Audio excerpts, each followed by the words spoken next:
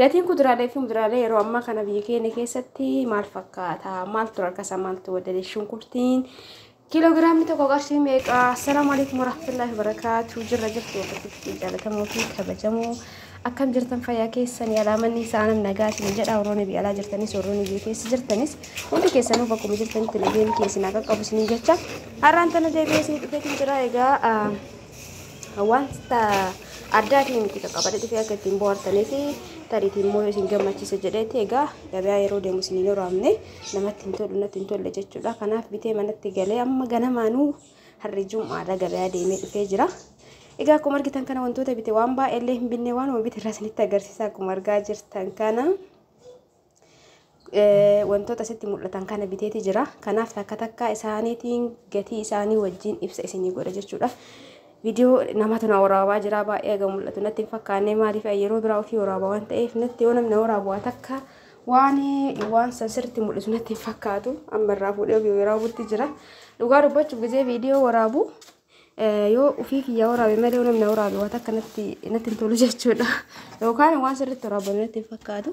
Maaliif jennaani osoo anallee ta'ee video tokko yoo ilaale namni video waraabu tokko waan ibsusan waan argisiisan kolbatti argisiisuu qaba. Kolbatti waa'ee sanillee ibsuu qaba jedheeti yaada akka kiyyaatti. Kanaaf haga danda'amee video kee jala dhaxxanii gulaaltan waan hojjedhu san irraa sirriitti waraabuuf yaalii guddaa godha jechuudha akka kiyyaatti. Akkanaaf kun waan barraa fuudhee ofii waraabaa jira. Wantoota bite kanneen jechuudha. Kanneen keessaa maaltu akka rakasa ta'e isinitti himaa jechuudha. Gatii wantoota sitti argaa jirtan kana. Kanaaf isin hanga dhumaatti turaa like godhaa. Yeroo qeessirii bittan yookaan hundee diimaa kami'aawu inni akkanatti ka diimatu kana jechuudha. Gogaan isaa kun akkanatti ka diimatu jechuun keessaa osoo hin ta'in gubbamman isaa akka waan gara gurraachaa siqu ta'a jechuudha. Hedduu ta'e ka diimaa isa tokko takka mi'aawu kuni. Egaa akkan isin jedha hordoftoota kiyya warroonni mootu hanga amma channel isin booti faarawwataa ta'e yoo jiraatan subscribe gochuudhaan mallattoo subscribe diimtu sun gattu godhaan egaa subscribe gootaniin booda illee deebitanii mallattoo bilbilaa san tuttanii viidiyoon kee yeroo maraa akka isin bira ga'u gochuu hin dagatinaa isin jedha. Warroonni immoo as dheenne kana wallaahi gara channel kiyyaa dhufuudhaan subscribe gootan hedduu takka galatooma ulfaadha. Torbee kana keessa maatii hedduutu gara channel kiyyaa dhufee viidiyoo kee daawwataa jira. Hedduu takka naaf galatooma isin jedha. Egaa itti aansee gara viidiyootti yoo dabarree kun akkuma argitan kana kaarootii irraa isin eegala. Kaarootiin hedduu takka rakasee jira jechuun ni danda'ama akka yeroo duraa jirurraa jechuudha. Itti aansee hundee diimaa yookaan qaayisiriidha. Egaa qaayisirii yeroo amma kana kiiloon takka qarshii 30 garuu ka itti baasan madabiin qarshii 20 irraa ka'aa isiniin jedha hordoftoota kiyyaa. Kaarootiin immootu hedduu takka rakaseera. Dura qarshii 35 galee ture yeroo amma garuu qarshii 25 kiilooni. Itti aansee dinnichallee yookaan moosellee hedduu takka rakasee jira isiniin jedha. Hoonni xiqqoo hafe immoo shunkurtii kana. Egaa shunkurtiin yeroo duraa torbeema tana ta'ee achi dabarti keessa qarshii 100 galee ture ayyaanaaf jechuudha. 90tti deebi'ee 80tti amma garuu qarshii 80 hanga 75 hanga 80 jechuudha kiiloon tokko. Homaan jedhu jechuudha garuu shunkurtii fi timaatimatti ol ka'ee xiqqoo malee kuuwwan bareedaa isiniin jedha hordoftoota kiyya. Salaaxaan tun qarshii 10 wanni isaa xiqqoodha hiddisaa.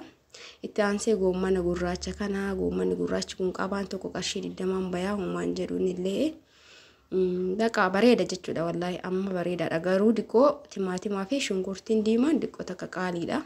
Wanti sanirraa hafe bareeda jechuudha. Shunkurtiin qarshii 80-75 akkasii kiiloon tokko. Itti aansee xiqqil goommanii yookaan raafuu maramaa kana. Raafuu maramaan kun egaa yeroo baay'ee bakka baay'ee naatii bitaa yoo garuu hadhaa muddamee namni natti dhufu keessummaan natti dhufu itti jira waan ta'eef akkanuma firee takka bitee fireen takkaan tun akkana qabanii ilaalanii beektanii qarshii 30 yeroo ammaa tana 35-30 tana amma qarshii 30 bitee. Itti aansee immootu timaatima isiniin jedhee jira. Timaatimni illee homaan jedhu qarshii 80 galee ture 100 galee ture.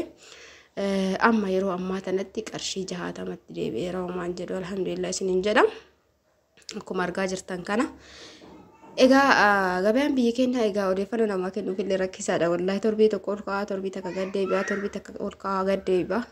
Qaaraan kiiloon takka qarshii 80 gimmaasha haga gimmaasha bituu dandeettanii gimmaashni qarshii 40 ruubiin qarshii diddama jechuudha. Egaa kanatti isinitti himeen booda tartiiba isaatiin asirratti naqadha.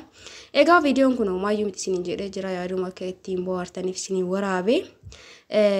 Isiniin jedha hordoftoota kiyyaa warroonni gaafii garaagaraa na gaafattan viidiyoo dabaree irratti wallaahi viidiyoon dhufee isinii hima jedhee cadhise malee koomentii keessan irratti isinii deebise isinii galuu dhabuu danda'a jedheetu maani viidiyoo maan dhufee isinii deebise jedhee cadhisee garuu natti hin tolle inshallah gaaf tokko isinii deebisa warroonni meeshaa kuukisan na gaafattanillee viidiyoon isinii qabadhee dhufe isiniin jedha. Egaa kan isiniin jedha hordoftoota kiyyaa akkuma argaa jirtan kan dinnicha asirra naqee wantoota asirra naqamuu qaban asirra naqee wanta firiijii galuu qabu mootu addatti dhiqee firiijiitti galcha jechuudha. Dinnicha asirratti guuradha. Baay'inaan dinnichaa bite dinnichaa shunkurtii bite malee kan wanta baay'ee hin binne garuu agasumarraa isinitti agarsiisuufi. Egaa kan isiniin jedha viidiyoo itti aanu mootu kuduraalee makanniin waan amma bite kan inni irraa fayyadamee laaqana ajaa'ibaa takka isinii dalagee viidiyoodhaan jechuudha. Isinii qabadhee dhufa itti aanaa isaa eeggadha isiniin jedha. Namoonni mootu viidiyoo ammaan tana dheekngaa dagadhiisa jaalattanii laayik gootanii koomentii babbareedaan barreessanii iddoo takka galatooma ulfaadhaa. Warroonni mootu wanta akkasii ammallee irra deddeebiinuu dalagii waan beekturraa warroonni jettanillee isiniif dalaga inshallah. Viidiyoo kanatti aanee kan isinii dhufu egaa laaqana ajaa'ibaa tokko hojjedhee isinitti agarsiisa jechuudha. Kanaaf hin dagatiin ilaaluudha. Egaa akkana isiniin jedha akkuma argaa jirtan kan asirra naqadhee jira qayyisirii diqquma bitee akkuma marti keessan beektan qayyisiriin bitanii yoo ture lilaafa kanaaf hin baay'isne jechuudha. Anis irratti kan baay'isee bitee dinnichamaa fi shunkurtii diimaadha jechuudha. Dinnicha baay'isee bitee karaalee garaagaraatiin fayyadamna waan ta'eef affeeluun illee waxii hojjetuun illee garaagaraani shunkurtii gubbarraan naqadha akkuma argaa jirtan kanatti maashaallah shunkurtiin bareedduudha. Isallee kanatti tartiiba qabsiisee kan mana galchee jechuun kan firiijii keessa galchee kaan immoo asirratti naqadha jechuudha. Egaa kan isin jedha hordoftoota kiyyaa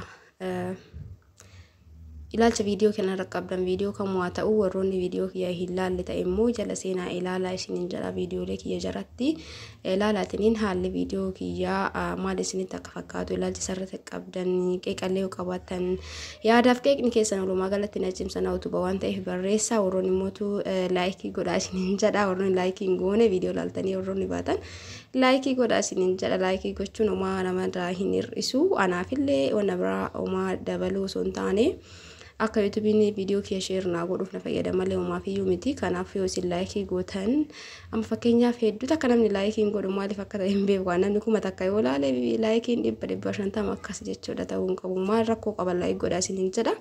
Egaa yoo isinitti tole laayik godhaa yookaan rakkoo hin qabu homaa miti. Akkana kanamootu kan lafatti hafe kanneen kun dhiqee gara tokko raraa dinnicha kanammoo amma hojjetu edda waan ta'eef lafatti hambisee waan biraa wajjin kan achirratti naqee kun baay'inaan dinnichaa bite isiniin jedhee ture shunkurtillee maashaallah bareeda wayitii kun akkuma argaa jirtan kana. Egaa kanatti sirreeffadheen booda ka firiija keessa galu dhiqee firiija keessa galcha isiniin jedhatti aansee laaqana ajaa'ibaa hojjedhee viidiyoo itti aanu irratti gadi isinii dhiisa. Egaa akkasitti hundi keessanitti bohaaraa isiniin jechuumaa fi gatii as keessaa wanta isinitti himne jira hin jiru shunkurtiin kiiloon tokko qarshii 80 hanga 75 isiniin jedhe dinnichaan kun immoo qarshii 25 hanga qarshii 20 illee ni jira isiniin jedhee jira.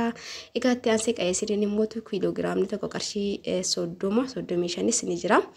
Akkan isiniin jedha maaltu na hafe xiqil goommaniin qarshii 30 irraa ka'ee fireen tokko 35 illee ni jira. Egaa timaatimiin immoo kiiloon tokko qarshii 65 akkasii qaaraan kiiloogiraamni tokko qarshii 80 isin immoo hir'istanii hagaruu bitachuu dandeessan isiniin jedha. Egaa viidiyoon kee kanarraa kan gamma kana fakkaata hordoftoota kiyya waan dhaggeeffataniif hundi keessanuu galatooma ulfaadha iddoo akka isin jaalladha isin kabajaa bakkuma jirtanitti fayyana ta'a. Bye bye.